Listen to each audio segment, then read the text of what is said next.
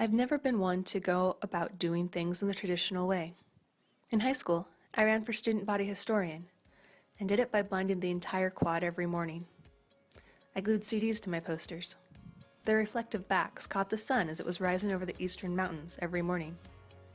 As a college student, it took living in Miami for 18 months and learning Spanish for me to decide that I wanted to be an English teacher. Passion would not override the credit limit of my university, so I was forced to graduate with the Bachelor's of Science in English. That was the last BS English degree my university ever handed out. The local school district in Las Vegas was desperate for teachers in the 2013-14 school year, and I had the necessary English background to teach high school. A few nights a week from September to December, I met with other prospective teachers. It was essentially a crash course in education. After 15 hours of observing other teachers in the classroom, I interviewed at a school 5 minutes from downtown Las Vegas. My resume said I spoke fluent Spanish, and the principal asked how fluent I was. I responded to him in Spanish and proceeded to have a short conversation with myself. I was hired on the spot.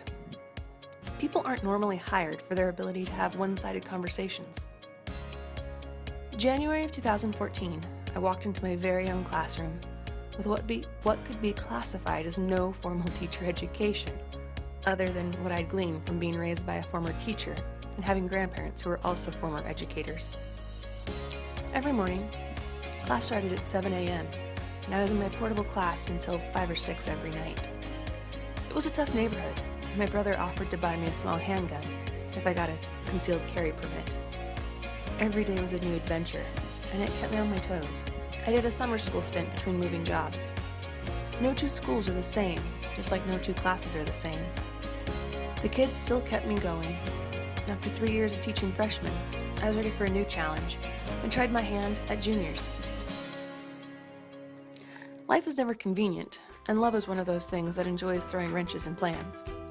I was dating a guy 14,000 miles away and realized that getting married to the man of my dreams meant I had to sacrifice some things, one being my well-curated career.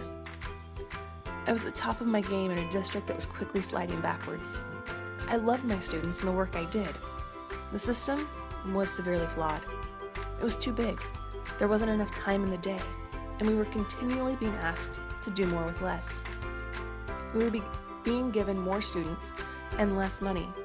Ultimately, I realized that my skill set was movable, and I slowly began packing up my beautiful classroom and said goodbye to my wonderful students.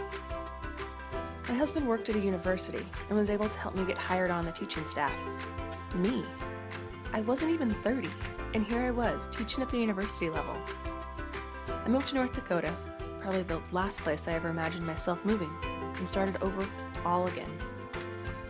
This was something I'd done often enough in college, moved to different parts of campus, just to get a new perspective and make new friends.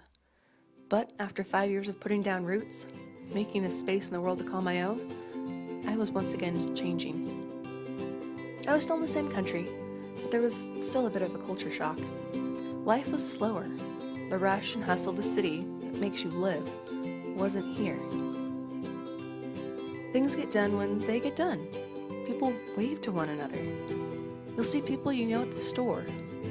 Old men get together to drink their morning coffee and chat about lawnmowers.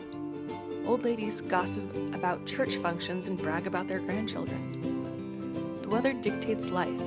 You are at the mercy of a snowstorm. Kids stay little longer, and you hear the peals of laughter from the neighborhood kids playing in the dirt road behind the houses. People earnestly care and want to know how you're doing. Students don't swear in class, and when it's time to work, they quietly lower their heads and get to work.